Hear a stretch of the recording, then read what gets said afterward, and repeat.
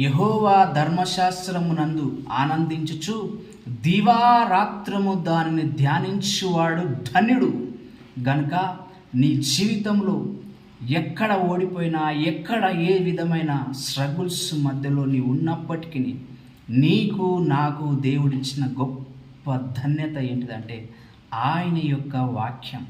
ఆ వాక్యాన్ని నువ్వు ధ్యానిస్తూ ఆ వాక్యములో ఉన్న ఆ శ్రేష్టత, ఆ మహిమను, ఆ యొక్క ఓదార్పును, ఆ యొక్క దేవుని సన్నిధిని నువ్వు అనుభవిస్తున్నప్పుడు నీ జీవితంలో ఉన్న కలతలు, చింతలు, సమస్యలు క్రమక్రమముగా దేవుడు తొలగిస్తూ ఉంటాడు. గనుక నీవు చేయనదంతా సఫలమగును గాక, నీవు నీ కుటుంబము దీవించబడును గాక, నీకున్న కన్ఫ్యూజన్స్ అన్నీ కూడా తొలగించబడి శ్రేష్టమైన కుమారునిగా, కుమార్తెగా, దేవునికి ప్రీతికరమైన జీవితం నీవు అనుభవిస్తూ అనేకులకి వెలుగుగా దేవుడు నిన్ను చేయునుగాక.